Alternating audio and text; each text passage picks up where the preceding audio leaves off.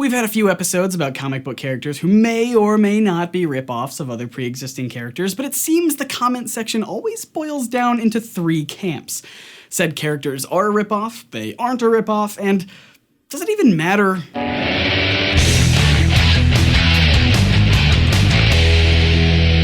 Welcome to Comic Misconceptions, I'm Scott, and there are really a few key things to get comics fans to fight with one another, but it usually has to do with pitting two or more characters against each other, whether it's who would win in a fight, who's the smartest, fastest, strongest, whatever, or my favorite, what characters are just lazy ripoffs of other characters. And while I believe that the definitive title for the smartest, fastest, strongest character is simply whoever the writers want it to be this week, I do think that we can at least address the issue of these so-called ripoff characters in comics. I think there's a lot of interesting stuff to discuss here. So by all means, just ignore everything I'm about to say and go into the comments to rant about who ripped off your favorite character. Neil Adams once said that within a year, you had Superman, who was so powerful he could move planets, and then you had Batman, who had no powers at all. He was the exact opposite.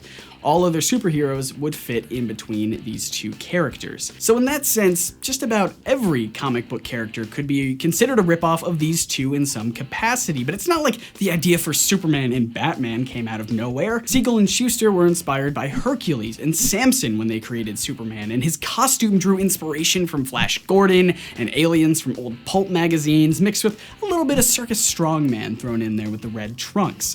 Batman creators Bill Finger and Bob Kane also had a slew of influences from The Shadow, Zorro, The Phantom, Dick Tracy, Sherlock Holmes, and the list just goes on. And every one of those were inspired by something else as well. The Shadow, for instance, was partly inspired by Bram Stoker's Dracula, which was partly inspired by Varney the Vampire, which, hey, also went around and inspired a Marvel character named Varney the First Vampire. It's actually kind of a fun game trying to backtrack influences and inspirations, and it happens with everything that people create. Take a look at this show you're watching right now, the always wonderful Comic Misconceptions. My influences, probably obviously, were Variant, Idea Channel, Game Theory, Cracked, and a lot of others, and maybe that's the idea, for creation to have lots of influences instead of just one. Perhaps that's what makes a ripoff seem less like a ripoff. Playwright Wilson Meisner once said that if you copy from one author, it's plagiarism. If you copy from two, it's research.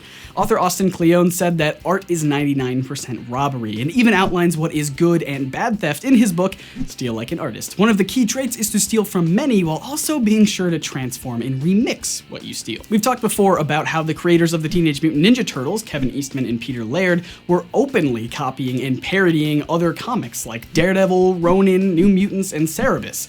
They took from many sources while still giving it their own spin, and now we have the heroes in a half shell, so obviously this stealing stuff works. But why is stealing even necessary in the first place? Why don't comic book writers and artists just come up with their own 100% original creation and avoid stealing altogether? Well, to put it frankly, there is no such thing as originality. As Kleon puts it, nothing comes from nowhere. All creative work builds on what came before. Nothing is completely original. Creativity requires influence. You need a foundation of knowledge and understanding before you can even begin to be creative. Musicians practice scales and cover other artists' songs before they can start making their own. Great authors read a lot, and so on. So is it really any surprise that comic book writers and artists are often accused of stealing from other writers and artists? When you think about it, comic books, at least how we know them today, are a fairly new art form, where music dates back many millennia and it's had plenty of time to evolve and branch off into drastically different genres. The comic, on the other hand, only dates back to the 19th century, with superhero comics seeing a boom in the early 20th century, and you really can't argue that superhero comics are by far the most successful type of comic, especially during the incredible Silver Age when Marvel and DC started dominating sales with their costume characters, since the Comics Code Authority helped shut down other popular genres like crime and horror comics. So when you have these comic writers and artists who are all reading other comics that predominantly feature superheroes, that's where they'll pull their inspiration from. If you're a musician and all you ever listen to is one genre, like country music, then of course your songs are going to sound like country music. You could copy elements from different artists, but it's still gonna be country. and the internet's still probably gonna make fun of you. When your list of influences is small, then your creations start to seem like rip-offs instead of remixes. Now, simply acknowledging that nothing is original and we all steal ideas from somewhere else sounds like a good idea in theory, it's a nice sentiment, but what if the tables were turned? What if you are the one being robbed? In his documentary, Everything is a Remix, Kirby Ferguson explains that people tend to put a higher value on losses than gains. So when we steal from others, it's no big deal, it's just how things work. But when we are the ones who are being stolen from, then suddenly we're gonna get territorial. In the simplest of terms, copying is absolutely fine, so long as we're the ones doing it. As we discussed at the top of the show, Superman was heavily inspired by others that came before him, but when Superman started growing in popularity, DC made it a point to sue anyone who copied any aspect of the character in order to protect their property.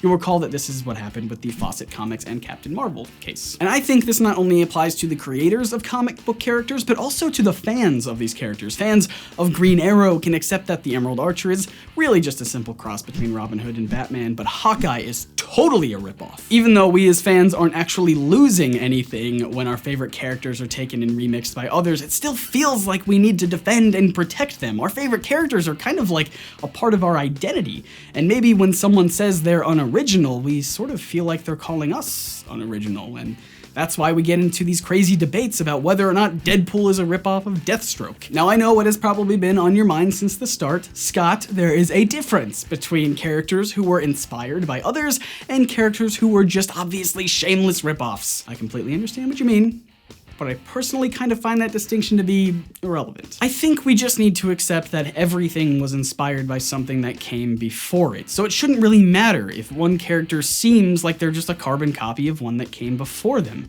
It's not important how a character was initially created. What's important is what the writers do with that character that will make them even just a little bit different. So let's stop being caught up in all these arguments about who is and isn't a shameless ripoff. As Nobel Prize-winning author Andre Gide said, everything that needs to be said has already been said. But since no one was listening, everything must be said again. What do you guys think? Does it really matter if certain comic book characters are rip-offs of other pre-existing characters? Do you ever think we'll stop fighting over this stuff? Let me know your thoughts in the comments. And just for fun, I would love to see you trace the influences for your favorite comic book character as far back as you can. That might be super interesting. And if this is your first time hanging out with us here at NerdSync, we make new videos every week that ask questions and examine comics beyond the surface because we believe that doing so can actually enhance your comic book reading experience and make comics just a little bit more awesome. So make sure you hit that big sexy subscribe button so you don't miss out on anything. Once again, I'm Scott. You can find me on Twitter and Instagram, and I'll see you guys right here on Friday. I better see you right here on Friday for a tie-in video. All right, see ya.